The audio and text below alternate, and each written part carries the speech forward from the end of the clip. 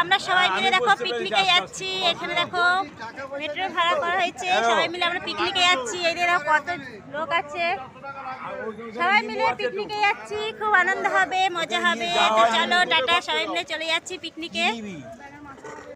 দেখো বন্ধুরা আমরা কোথায় চলে এসেছি, খেজুরের রস এখানটায় গুড় হচ্ছে। দেখো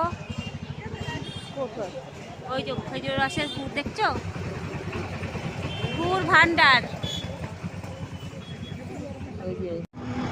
বন্ধুরা দেখো অনেকটা এসে গেছি গ্রামের দিকে পিকনিক করতে। তো আমার এই মেট্রোতে